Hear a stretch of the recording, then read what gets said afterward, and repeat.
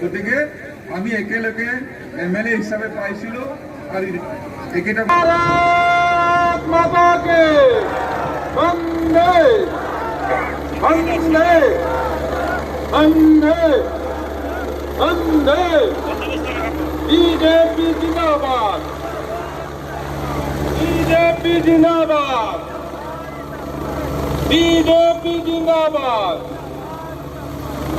बोले बोले भारत माता की वंदे वंदे वंदे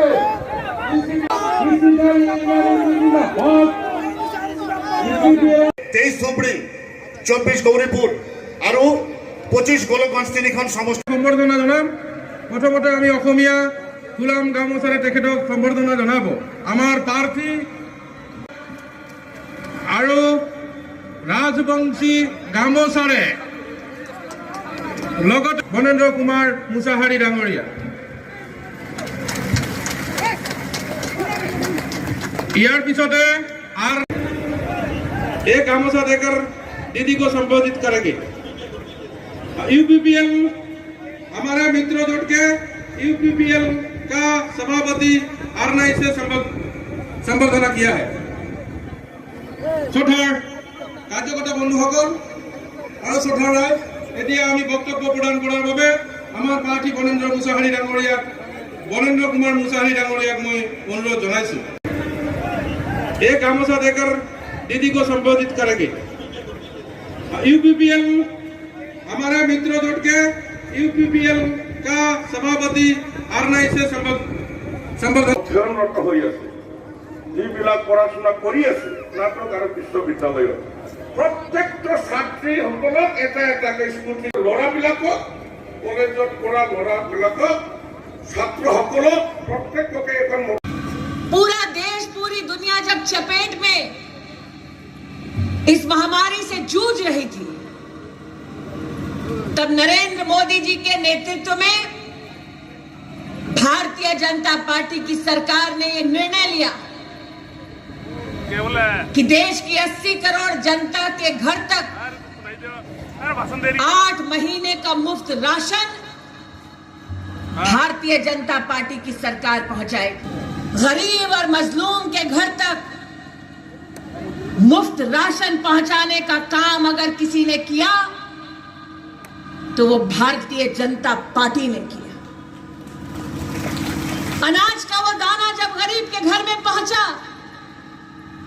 तब उस दाने पर यह नहीं लिखा था कि वो हिंदू के लिए है या मुसलमान के लिए है। वो अधिकार हर गरीब का था जो नरेंद्र मोदी ने हर गरीब परिवार तक पहुंचाया। आज एआईयूडीएफ को खुली चुनौती देना चाहती हूं, दम है तो बताकर देखे। हिंदुस्तान में एआईयूडीएफ के और कांग्रेस पार्टी के कितने कार्यकर्ताओं ने कोरोना की महामारी में जनता के मध्य में उतरकर मास्क का वितरण किया, राशन का वितरण किया, गरीब को खाना बनाकर खिलवाया, गरीब परिवार की सेवा की। तो ये सौभाग्य है हमारा। बात साफ है, भारतीय जनता पार्टी का ये प्रत्याशी आपकी सेवा करने के लिए आज उम्मीदवार बनकर आपके सामने खड़ा है। और महाजोट की जो पार्टियां हैं वो एक दूसरे के समर्थन में एक दूसरे को बचाने के लिए खड़े हैं। एक तरफ हाथ है, दूसरा तरफ ताला चाबी। और जो किस्मत लिखवा कर आए हैं कांग्रेस पार्टी के नेता, तो ये स्पष्ट है कि वही हाथ चाबी से ताले को बंद करेगी। अगर विकास आएगा तो कमल के फूल पर बैठकर आएगा।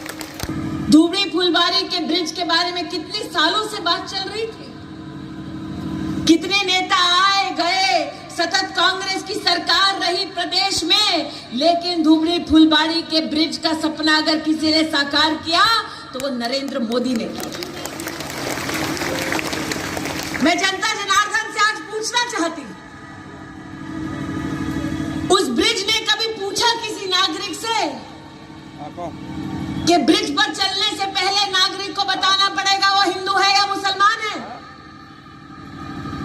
जब ब्रिज बनाती है भारतीय जनता पार्टी की सरकार तो हर नागरिक के सामान्य सुविधा के लिए वो ब्रिज बनाया जाता है। ये प्रधानमंत्री ने कहा कि गरीब परिवारों में अगर सेवा देनी हो तो पहले गरीब बहन के लिए उस गरीब के घर में एक शौचालय बना दो। मैं आज चुनौती देना चाहती हूँ एलडीएफ के नेताओं को। सालों साल आपने राजनीति की, सालों साल आपने सत्ता का सुख भोगा, सालों साल आपकी पार्टनरशिप रही कांग्रेस पार्टी के साथ, कभी इधर कभी उधर, लेकिन क्या कभी किसी गरीब मजलूम परिवार के लिए शौचालय बनाकर दिया? अरे ये नेता कभी गरीब के लिए टॉयलेट नहीं बना पाए। आज गौरीपुर की जनता से कहने आई हूं, आपकी किस्मत क्या खाक बनाएंगे। इसलिए आज आपसे कहना चाहती कि जिस नेता ने, जिस पार्टी ने गरीब की छोटी सी छोटी तकलीफ को समाधान में बदलने का प्रयास किया, उस भारतीय जनता पार्टी को आप अपना वोट दे। 6 तारीख को पोलिंग बूथ पर जाएं, कमल का बटन दबाएं और बानेंद्र जी को जिताएं। अरे असम ने तो कांग्रेस पार्टी के एक नेता को देश का प्रधानमंत्री तक बना दिया, लेकिन असम के गरीब को क्या मिला?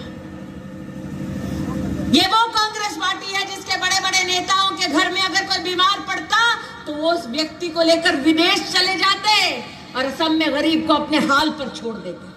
और अगर एम्स पहली बार असम में आया तो उसको मोदी लाया, कांग्रेस नहीं लाई।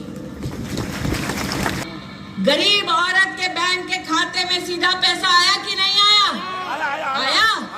आया कि नहीं आया? सारे को मिला। अब सोचो,